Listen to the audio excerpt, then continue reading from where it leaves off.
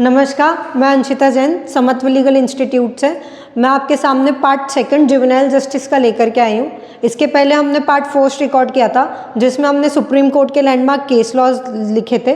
अगर आपने वो वीडियो नहीं देखी है तो आप हमारे डिस्क्रिप्शन बॉक्स में जाकर के वो लिंक को क्लिक कर सकते हैं और उसको वीडियो देख सकते हैं। उसके बाद आप मेरा ये रिकमेंडेशन रहेगा कि आप उसके बाद वीडियो सेकेंड पार्ट फर्स्ट देखने के बाद ही वीडियो सेकेंड देखें। आइए देखते हैं हमारी वीडियो सेकेंड। उसमें फर्स्ट केस लॉ है अबूजर हुसैन उर्फ Ghulam Hussain versus state of West Bengal. इस केस लॉ में सुप्रीम कोर्ट ने बहुत सारे डायरेक्शंस दिए थे। बहुत सारे डायरेक्शंस में अलग अलग चीज़ों को लेकर के डिस्कशन हुआ था। इसमें फर्स्ट चीज़ को जो लेकर के डिस्कशन हुआ था उसमें ये बोला गया था कि क्लेम आप कब रेज करेंगे। लास्ट वीडियो में हमने एक केस लॉ में देखा था कि जब प्रोसीडिंग चलती है, ड्यूरिंग प्रोसीडिंग या प्रोसीडिंग के बाद पता चलता है कि जिस पर्सन ने ऑफेंस किया है वो जुवेनाइल है, तो वो क्लेम कब करेगा। तो इसी को लेकर के इसमें भी ये क्वेश्चन उठा था कि वो क्लेम कब कर सकता है। तो सुप्रीम कोर्ट ने उसके लिए बताया था कि पर्सन जो है वो claim even after the final disposal of the case कर सकता है। अगर उसे बाद में भी पता चलता है कि पर्सन जुवेनाइल है तो वो after disposal of the case भी जुवेनिलिटी को लेकर क्लेम कर सकता है। सेकेंड ये क्वेश्चन इसमें हुआ था कि बर्डन ऑफ प्रूफ किस पे रहेगा।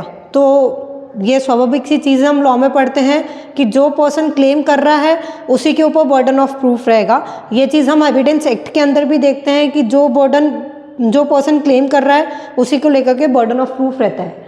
देन थर्ड आता है कि अगर आपने किसी भी चीज़ को लेकर के प्रोडक्शन किया है डॉक्यूमेंट, जो डॉक्यूमेंट अगर आपने प्रोडक्शन किया है कोर्ट के अंदर, रूल 12 एक जुवेनाइल जस्टिस का रूल्स है 2007, उसमें जो रूल 12 है उसके अंदर अगर आपने प्रोडक्शन ऑफ डॉक्यूमेंट किया है तो वो डॉक्यूमेंट सफिशिएंट होता है किसी भी इंक्वायरी को इनिशिएट करने के लिए। ये इस वाले पॉइंट में बोला गया है। देन उसके बाद में आता है कि अगर आपने एफिडेविट फाइल्ड किया है अपीलेट कोर्ट में फॉर द फर्स्ट टाइम तो एफिडेविट जो है वो सफिशिएंट प्रूफ नहीं रहता है क्लेम को डिस्चार्ज करने के लिए। आपको और भी एविडेंस लाने पड़ेंगे क्योंकि जनरली हम देखते हैं कि एविडेंस एक्ट के अंदर एविडेंस की एविडेंशियरी वैल्यू नहीं रहती है कुछ कुछ केसेस को छोड़ करके। तो आपको एफिडेविट जो है वो सफिशिएंट प्रूफ नहीं होता है किसी भी बर्डन ऑफ प्रूफ को प्रूफ करने के लिए।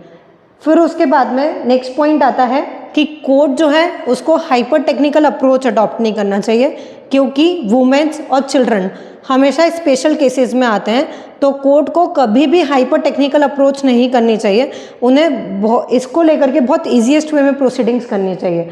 एंड लास्ट इसका पॉइंट आता है कि जुवेनिलिटी को अगर आप फ्रिवलियस क्लेम करते हैं कोर्ट के अंदर तो वो जितने भी क्लेम्स हैं वो रिजेक्ट कर दिए जाएंगे। इसीलिए आपको किसी भी चीज़ को लेकर के फ्रिवलियस क्लेम नहीं करना है, प्रॉपर बर्डन करना है। उसके बाद हम नेक्स्ट केस लॉ देखते हैं हमारा Anjum Abdul Razak Menon versus state of Maharashtra. ये एक केस लॉ है जिसके अंदर ये बोला गया था कि जो जेजे एक्ट है वो प्रिवेल करेगा कि नहीं टाटा एक्ट से। तो इसके अंदर कोर्ट ने ये हेल्ड किया था कि जो जेजे एक्ट है उसका कोई भी ओवरराइडिंग इफेक्ट नहीं होगा टाटा एक्ट पे, ठीक है। देन उसके बाद में नेक्स्ट केस लॉ आता है Jarnail Singh versus state of Haryana. इसमें ये बोला गया था कि अगर आपको एज ऑफ चिल्ड्रन देखनी है जुवेनाइल की, आपको अगर एज देखनी है तो आप किस में देख सकते हैं। तो लास्ट वीडियो में भी मैंने ये बताया था कि एक रूल्स एक्ट होता है इनका 2007 का, जेजे का एक रूल एक्ट है जिसके अंदर रूल 12 है। उसके अंदर आप जा करके एज ऑफ जुवेनाइल देख सकते हैं। अगर आपको देखनी है कि उसकी एज ऑफ जुवेनाइल कितनी दे रखी है उसके अंदर जाके आप देख सकते हैं। लास्ट केस लॉ में भी इसको लेकर के डॉक्यूमेंट को लेकर के रूल्स में बात हुई थी। उसके बाद में आता है Salil Bali versus union of India. Salil Bali versus union of India में ये क्वेश्चन आया था कि उन्होंने स्ट्रक डाउन करने की बात की थी जो प्रोविजंस इन जेजे एक्ट के 2K को लेकर के, उसमें प्रोविजन स्ट्रक डाउन करने की बात की गई थी। तो अपील में स्ट्रक डाउन करने की बात की गई थी तो सुप्रीम कोर्ट ने बोला था, कोर्ट ने डिसमिस कर दिया था अपील को और सुप्रीम कोर्ट ने ये बोला था कि नहीं, कोई ज़रूरत नहीं है, जेजे एक्ट के प्रोविजंस के साथ में इंटरफेरेंस करने की कोई भी ज़रूरत नहीं है। ये सुप्रीम कोर्ट ने गाइडलाइंस दी गई थी, ठीक है। ऐसे ही हम शॉर्ट वे में अगर पढ़ेंगे तो हम इजीली जुडिशरी क्रैक कर सकते हैं। शॉर्ट चीज़ें देख करके हम आसानी से हमारे दिमाग में क्लिक कर सकते हैं। ऐसे ही हमारा इंस्टीट्यूशन आपके लिए और अलग अलग तरह की प्रिपरेशंस कराता है इनोवेटिव टेक्निक्स में। आप हमारे इंस्टीट्यूशन में अगर तैयारी करना चाहते हैं तो आप हमारे लिए प्री मेंस और इंटरव्यू तीनों के लिए कॉन्टैक्ट कर सकते हैं। हम ऑल स्टेट जुडिशरी की प्रिपरेशन करवाते हैं इसी इनोवेटिव वे में, ठीक है। उसके बाद एक इम्पॉर्टेंट केस लॉ और आता है हमारे सामने, Shabnam Hashmi versus union of India. ये बहुत ज़्यादा इम्पॉर्टेंट केस लॉ है। इसमें क्वेश्चन आया था, क्वेश्चन ये था कि जो अडॉप्शन है चाइल्ड का, उसे फंडामेंटल राइट में इंक्लूड करना चाहिए या नहीं करना चाहिए, ठीक है। तो इसको लेकर के सुप्रीम कोर्ट ने ये हेल्ड किया था। इसके लिए पिटिशन लगी थी हमारी आर्टिकल 32 ऑफ कॉन्स्टिट्यूशन के अंदर। तो सुप्रीम कोर्ट ने ये हेल्ड किया था कि नहीं, अभी कोई राइट टाइम नहीं है इस चीज़ को आर्टिकल 21 में इनकम्पास करने की, इंक्लूड करने की। This is not the right time to adopt and right to be adopted. मतलब ये समय नहीं है कि हम राइट टू अडॉप्शन को लेकर के आर्टिकल 21 में इनकम्पास कर दें। ये बहुत इंपॉर्टेंट केस लॉ है। इसमें बहुत अच्छा केस लॉ डिसाइड हुआ है, बहुत अच्छा क्वेश्चन डिसाइड हुआ है।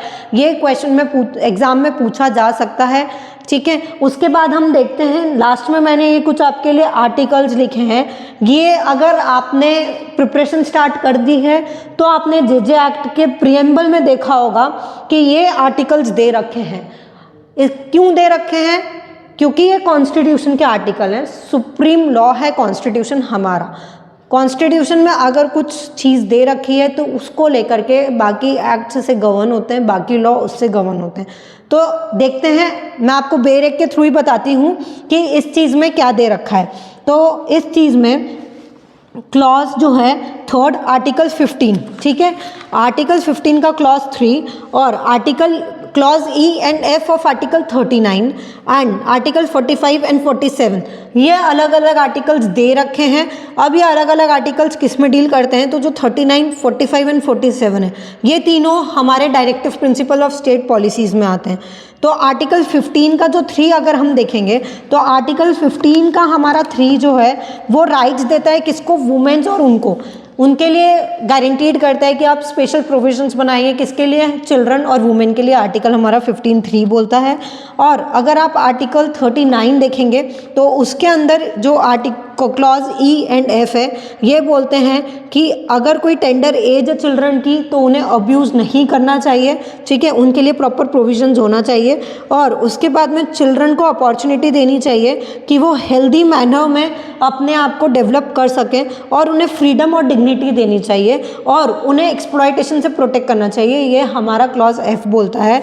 और उसके बाद अगर आप 45 और 47 देखेंगे तो 45 हमारा बताता है कि उन्हें अर्ली एजुकेशन और अर्ली चाइल्डहुड केयर देना चाहिए। इन सब चीज़ों को लेकर के प्रोविजंस बनाए गए हैं। एंड 47 देखेंगे तो उनका जो लेवल ऑफ न्यूट्रिशन है उनमें कोई प्रॉब्लम नहीं होना चाहिए, उन्हें प्रॉपर न्यूट्रिशन मिलना चाहिए। तो इन सारे आर्टिकल्स को अश्योर करने के बाद हमारा जेजे एक्ट का प्रीएम्बल रेडी हुआ है और इसमें हमारे को ये इंश्योर करना है कि जो भी चिल्ड्रन की नीड्स हैं वो बेसिक ह्यूमन डिग्निटी के साथ में मिली हैं या नहीं मिली हैं और वो फुली प्रोटेक्टेड हैं या नहीं है।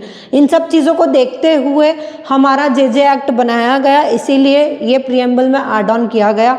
इसीलिए जेजे एक्ट बहुत ज़्यादा इम्पॉर्टेंट है जिसे हमें बहुत ध्यान से पढ़ना है। इसी तरह की और वीडियोस की जानकारी के लिए आप हमारे चैनल को सब्सक्राइब कर सकते हैं और इम्पॉर्टेंट वीडियोस के लिए इसी तरह से आप जानकारी ले सकते हैं। Thank you so much.